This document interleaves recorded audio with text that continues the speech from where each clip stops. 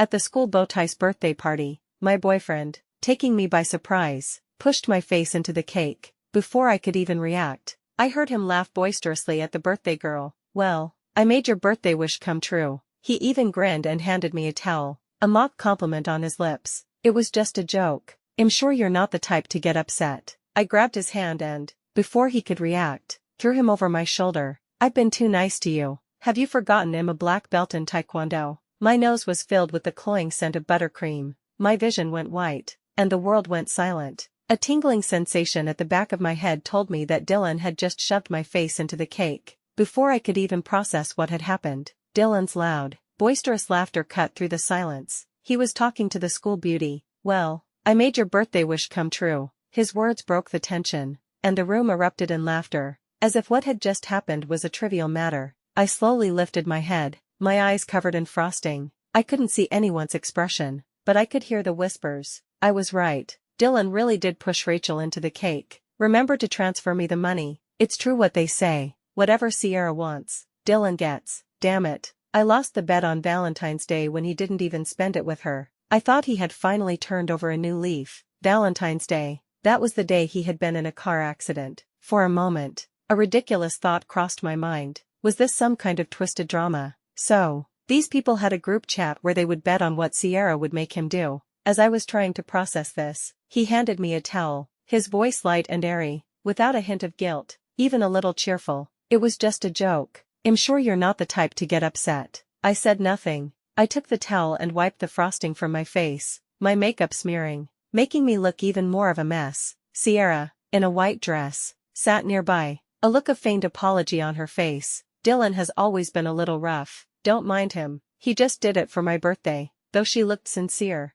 I could sense the arrogance in her tone. Dylan and Sierra were childhood friends. He had been in love with her for years, but she had always rejected him, saying they were just good friends. I had heard this after we had started dating. At first, I hadn't thought much of it, but then we had started to fight over her. He had always said I was being unreasonable. He had begged me to come to her birthday party today, saying she was a good friend and he hoped I would let go of my resentment. We had just had a fight, but I didn't want to break up with him. I had taken the olive branch, thinking he had finally come to his senses. It turned out he just wanted me to be the clown in his little show. The dawning realization, combined with all the pent-up frustration, finally boiled over. I clenched my fists. Just as he was about to put his hand on my shoulder, I grabbed his hand, my eyes flashing, and with lightning speed, threw him over my shoulder. His body hit the floor with a heavy thud. The laughter stopped. All eyes were on me, a mixture of shock and disbelief. He lay on the floor, his face contorted in pain,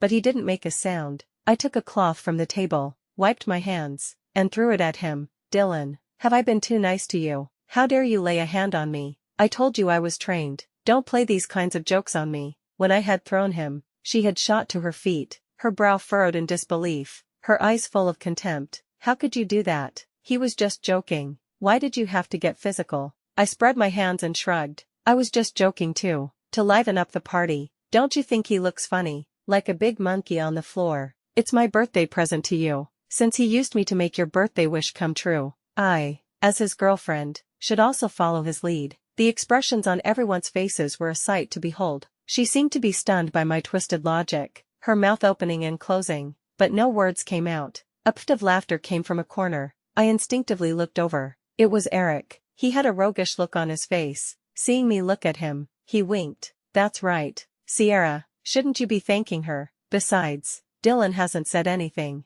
Why are you, an outsider, getting involved?" Was he actually defending me? Dylan's face was ashen, his eyes brewing a storm. I was unfazed. I said, challengingly, "What? You can't take a joke? Want to break up?" After realizing that he and her were just playing me, I had no lingering feelings for him. Perhaps not expecting me to be so direct, he paused, then pushed himself up from the floor, wincing. His face was as dark as a storm cloud. "It was just a joke. No need to be so rough." I smirked but said nothing. So he did care about his reputation. But I had already decided to break up with him after the party. With everyone's efforts, the atmosphere finally livened up again. But under the laughter, there was a simmering tension. Someone suggested playing truth or dare. Before I could even react, a card was shoved into my hand. The spinner on the table spun, and the first person it landed on was her. Eric was the one to ask the question. Is there anyone you like in this room? For some reason, though he was asking her, his eyes kept drifting to me. I could feel Dylan beside me sit up straight, his eyes fixed on her, completely ignoring me, his actual girlfriend. Her smile didn't waver. She looked around, her gaze lingering on him for a moment. Then she smiled sweetly. Yes.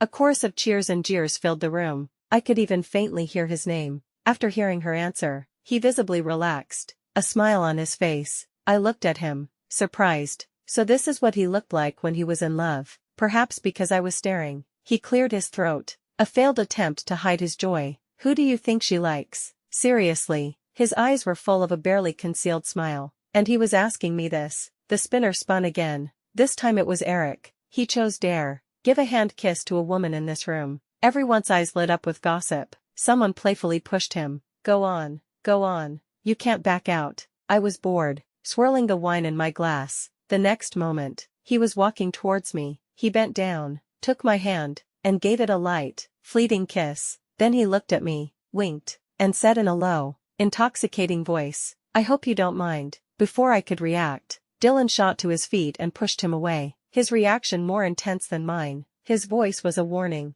What are you doing? What do you think you're doing? You can't touch her. Is this how you were raised? To take advantage of a situation? Eric stumbled back, a strange look on his face. At least I'm not eating from one bowl and looking at another. I didn't understand his behavior. We barely knew each other. We had only ever exchanged polite nods. Or was Dylan's behavior so outrageous that his sense of justice had kicked in? Seeing the situation, someone quickly tried to defuse it. The queen is not happy. Eric, you're playing with fire. My expression had been neutral. I was only surprised for a moment by his actions, but I had quickly composed myself. But for the rest of the game, Dylan's face was dark. As I was watching them play, he suddenly said, why didn't you pull away? I didn't understand the psychology behind his question. I looked at him and said slowly, enunciating each word, bringing up the old matter. I couldn't, just like when you pushed my face into the cake. It's just a joke. I can take it. And a guy like him, it's not like I'm losing out. His face fell, a mixture of disbelief and anger. He opened his mouth to say something, but perhaps my words had made him feel a little guilty. He just turned his head and said nothing. Just as the game was about to end, the spinner slowly pointed to him. Kiss a woman in this room. It can't be your girlfriend. The person who said this was sitting next to her. I had seen her elbow him after the first part of the dare. The atmosphere in the room changed. The instigator, her, had a placid expression, as if she had nothing to do with it. I thought he would happily go to her, but he didn't move. Instead, he looked at me, a strange expression on his face. Don't you have anything to say, girlfriend? His voice was low, just for me to hear. The sarcastic girlfriend at the end was clearly a jab at what had just happened with Eric and my own words. In the past, I would have thought he was jealous and would have been secretly pleased. But now, seeing him waver between me and her, even using me as a tool in their flirtation, I only felt disgust. What kind of twisted logic gave him the right to be sarcastic with me? I leaned back, putting some distance between us. I knew he wanted me to show that I was jealous, but I wasn't going to give him the satisfaction. Why should I always have to do what he wanted? I turned to the others and smiled. This is fine, don't mind me. The next moment, as the others were cheering and jeering, my wrist was suddenly gripped tightly. He gritted his teeth, his voice a low growl. Rachel, you said it yourself. Don't you come crying to me later. You can pretend to be so magnanimous, but don't you dare not be able to handle the consequences. With that, he let go of my hand and walked towards her. With his back to me, he bent down, gently lifted her chin, as if she were a fragile treasure. In the dim light, I didn't see what he did, but a sudden gasp from the crowd brought the party to a climax. I had told myself not to care about this rotten man, that I was prepared for this, but my heart still ached. I looked at the noisy scene around them, my eyes starting to burn. I quickly took a sip of my drink, looked away, pretending not to care, and quickly wiped the corner of my eye. I did it quickly, then turned my head, my expression nonchalant. I would not be the butt of the joke tonight. This would all be over soon.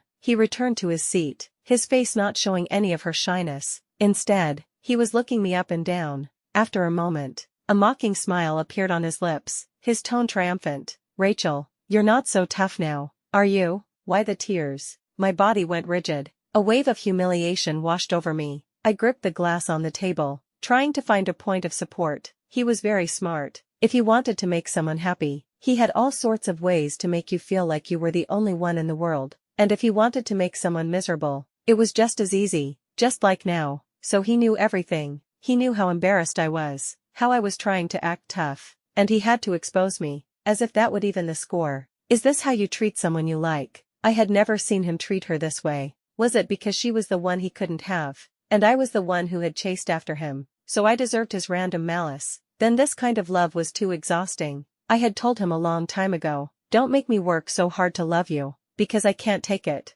I will give up easily. The words I had intended to hold back until the end came out in a rush. I looked at him, my eyes empty. I murmured, Dylan, we're done. His expression didn't change. It was as if my breaking up with him was as mundane as saying I was going to eat. It didn't affect him at all. Rachel, I just told you, don't pretend to be so magnanimous, and now you're putting on this act. Did he think that no matter what, I would never leave him? So this was just another tantrum. I took a deep breath. Dylan, was it fun to bet on me in that group chat? The next moment, his casual expression froze. He looked at me in shock, a flicker of guilt and panic in his eyes, but he still tried to deny it. What are you talking about? Did you hear some rumor? I didn't want to talk to him anymore. If you don't want people to find out, you shouldn't have done it in the first place, and if you did it, don't deny it. We're done. With that, I stood up to leave. The party was almost over anyway. There was no reason to stay. As I turned, he strode forward and blocked my way. He was uncharacteristically emotional, and he stammered, I'm sorry, it's not what you think. I'll apologize. Okay, I didn't understand his behavior. If you want to chase after Sierra, then go ahead. Or do you two enjoy having me in the middle for your entertainment? Sorry, I'm not into that. My words seemed to give him an out. His apologetic expression was replaced by a look of I knew it. Rachel, so you are still upset about me and Sierra? I've told you so many times. She's just a good friend. Here we go again. The same old story. I didn't even have to listen to know what he was going to say next. I turned to leave. He tried to stop me again. Eric suddenly appeared and stood in front of me, a playful smile on his face. Dylan, it's not very nice to be so grabby with a single girl, is it? His face instantly darkened. She's my girlfriend. Eric was unfazed. Is she? You should get your ears checked. I heard her say she broke up with you, didn't you? His voice was not low, and everyone who was still there looked over. She rushed over and stood by his side, her face full of concern.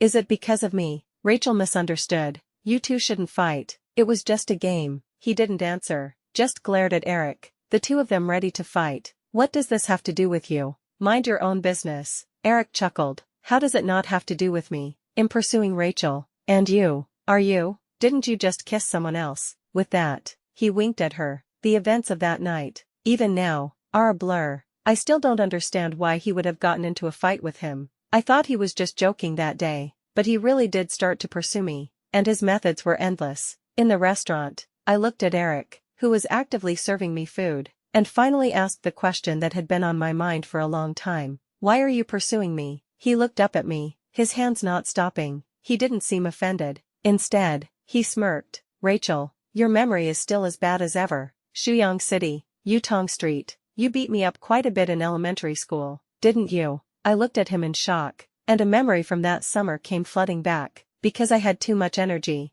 I had been sent to boxing classes in elementary school. So, as long as I had been alive, I had been the one doing the beating, and the one who got beaten the most was the little boy from next door, because he would always let his dog out to scare me. But that little boy was a little fatty. I paused, at a loss for words, and stammered, You've lost a lot of weight. He raised an eyebrow. I recognized you at first sight. Didn't you say you wanted a boyfriend who could take a punch? I can take a punch much better than I used to. My expression froze. I wanted to go back in time and tell my younger self to be more careful with my words. I gave a and nervously wrung my hands. So, are you serious? Seeing my tense posture, he stopped eating, rested his chin on his hand, and looked at me, a playful smile on his face. Don't be nervous. Even if you said yes right now, I'm not ready. I'm just saying this so you don't reject me. Give me a chance. Okay, eat up. The food is getting cold. I let out a sigh of relief, then started to worry. Was it because I had been too rough with him as a child that he had held a grudge for so many years? I secretly glanced at him,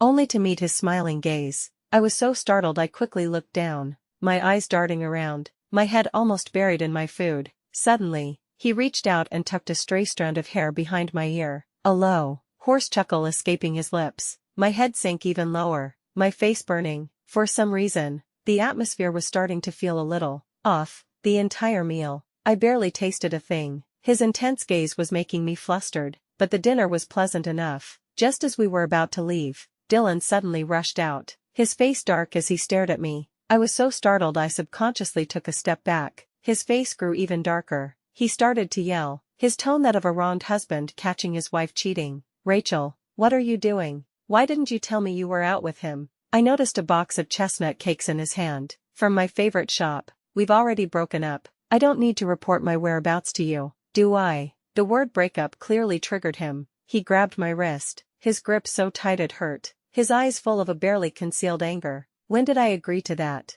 You were the one who chased after me, and now you're just going to break up with me." His constant pestering was getting on my nerves. My tone was not very good. "Then what do you want?" "I'm too lazy to bring up the past." "That doesn't mean I've forgiven you. A breakup is for the best, isn't it? Then you can be with Sierra without any excuses." At the mention of this, all the old grievances came rushing back. Every time I needed him, she also needed him, and he would always choose her. At that time, I was so blind and deaf. I would wait for his explanation, only to be left with a stomach full of hurt. Like on Valentine's Day, he had told me he was busy, but then the hospital had called and asked me to come and take care of him. I had even seen a box in his hand. When he woke up, I had asked him, full of anticipation, who the box was for. When he said it was for me, my heart had exploded with fireworks, so much so that I hadn't noticed the strange expression on his face at the time. I wonder if he thought I was ridiculous for being so naive. Thinking of this, I took off the necklace from my neck and handed it to him,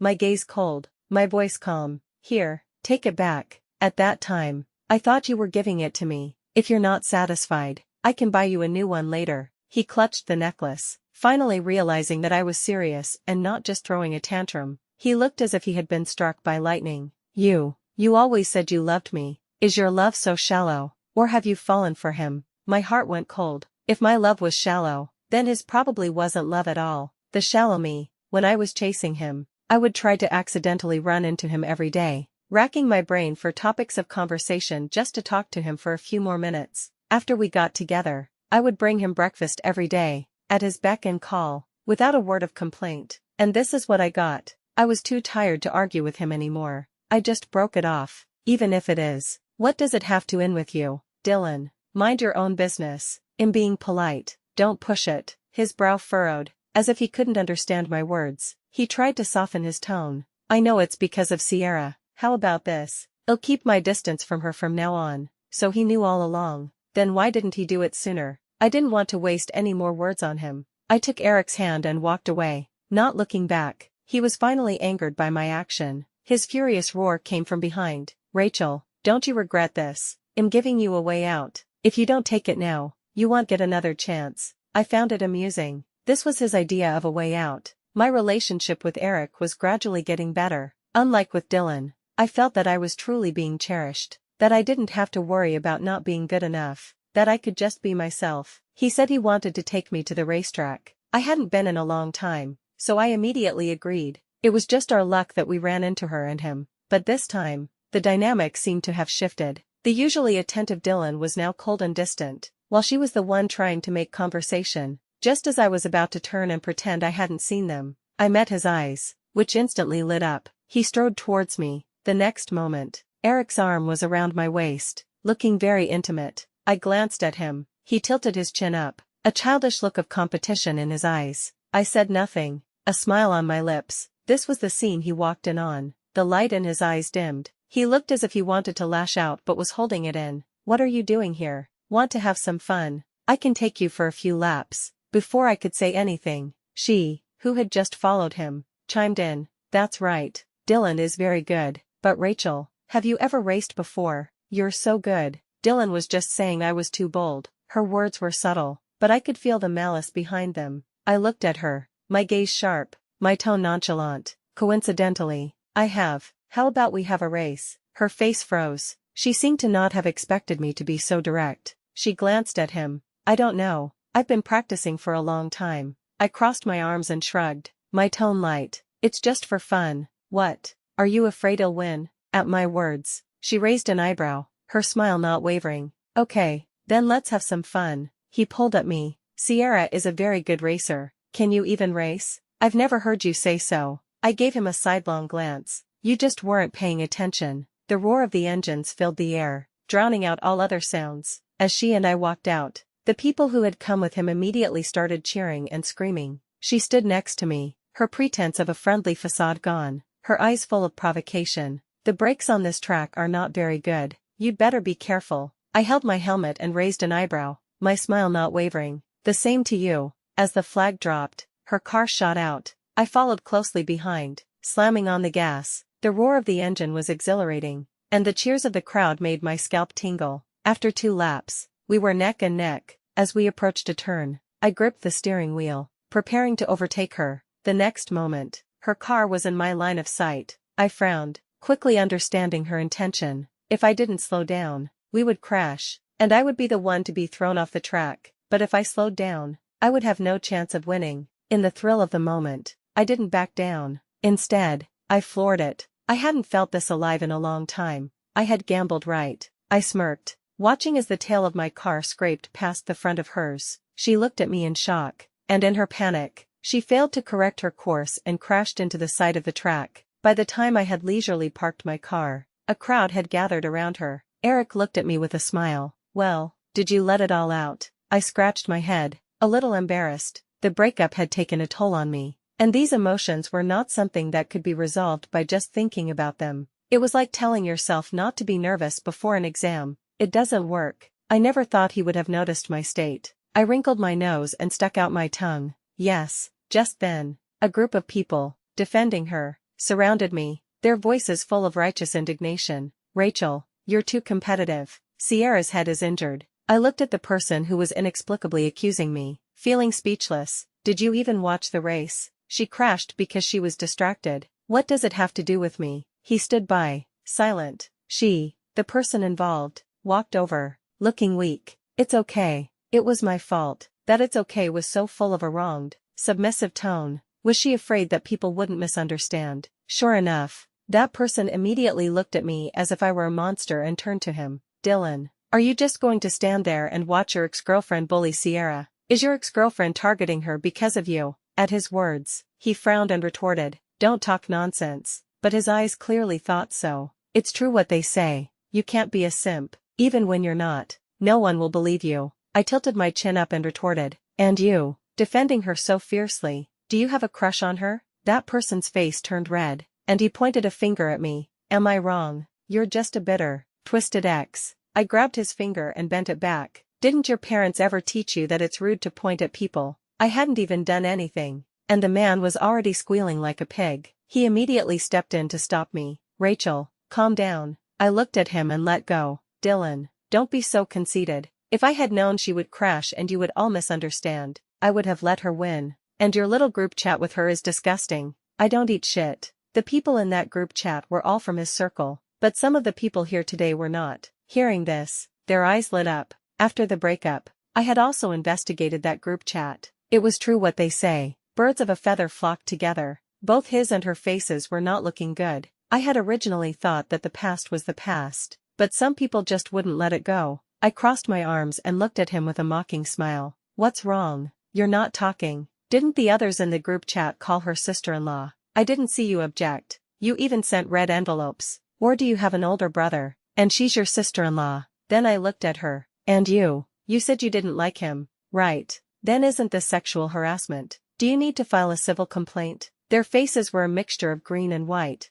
I felt a sense of vindictive pleasure. She still refused to admit it. Rachel, how can you slander people like that? I know you've always been jealous of me and him. I'll stay away from you two from now on. Why are you saying these things? She was so good at playing the victim. I was about to go and argue with her, but Eric pulled me back. He looked at her, calm and composed. What has been done and said will always leave a trace. It's not hard to find. You'll see what you want soon enough. And, Rachel is single now. Don't say you too. With that, he patted my shoulder reassuringly and led me away. As we were leaving, he bent down and whispered in my ear, everyone will see those chat logs tomorrow. I looked up at him. His expression was calm, but there was a mischievous glint in his eyes. A warmth spread through my heart. I stopped, turned around, and faced the group, my voice raised. Who said I'm single? He's my boyfriend. With that, I took his hand, held it up, and waved at them. He looked at me with a surprised and joyful expression, the stars in his eyes about to fall out. He looked as if he wanted to laugh but was trying to hold it in. His voice trembled as he asked,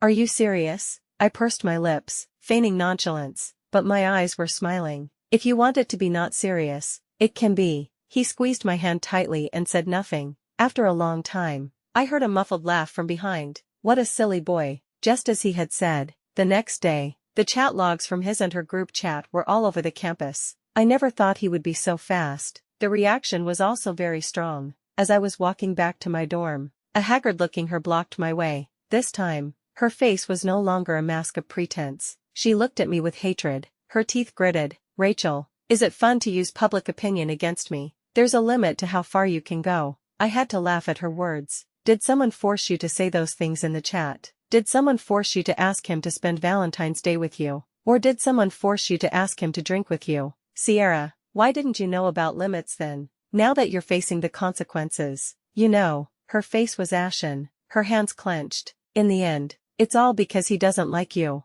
I wagged a finger at her. Wrong. I'm going to take him down with you. To be honest, I just can't stand you two acting like nothing happened, while I'm the only one who's miserable. If I'm not happy, then no one is. And this is just the beginning. The next moment, she looked behind me, a look of triumph on her face. You see what kind of person she is. I turned. It was him. I had no guilt of being caught. Instead, I tilted my chin up and gave him a sidelong glance, then looked away. His expression was hard to describe. His eyes were fixed on me. He asked an irrelevant question. "Are you really with him?" I crossed my arms. A defensive posture. Was I not clear enough the other day? He took a step forward, his eyes dark, his voice hoarse. "You're not just doing this to get back at me, are you? We can start over. The things you don't like, it'll change." His words were difficult, his eyes full of a nervous hope. For a person like him, this was tantamount to setting aside his arrogant pride and admitting defeat. And in that moment, I also understood his purpose in seeking reconciliation. I belatedly realized that what was before me was the love I had always wanted from him, but my heart was still. When I looked at him again, I was absolutely certain that I was over him. My smile was genuine. "Dylan, you can't force someone to like you. I didn't understand that before. You don't understand it now." Just as I was about to leave, he said quickly, "I didn't kiss her that day." Oh, but I had kissed Eric recently. Before I left, I heard her exasperated voice. I had never heard her speak to him like that. "What are you doing? Those are not important things to say. Why didn't you tell her to delete those things? Do you know how much this is affecting me?" So it was only when her own interests were at stake that she was so agitated. His impatient voice followed. "It's already out. What's the point of deleting it now? Stop bothering me." This was the first time I had heard them talk like that. So their relationship was that fragile. The matter blew up even more. She had to come out and clarify, only to be exposed again. The little support she had left had turned into a torrent of abuse. I heard that they were also called in for a talk, and some of their award qualifications were revoked. When they saw each other on campus, they would ignore each other. They had completely fallen out. I didn't pay much attention to the aftermath. My relationship with Eric was slowly getting on track. I saw him again at graduation. I happened to look up and met his intense gaze. After the ceremony, I was waiting for Eric to get his camera. He walked over to me, his eyes full of an emotion I couldn't decipher. "How have you been?" I glanced at him, my tone polite. "Good. School is good, and work is good." The conversation died there. I had no intention of asking him the same. He stood next to me, silent. When he saw Eric coming from a distance, he said dryly, "That's good." With that, he walked away. I didn't know what his final expression was, nor did I care where he was going. I just waved to Eric to show him where I was. Everything was new, and everything was looking up.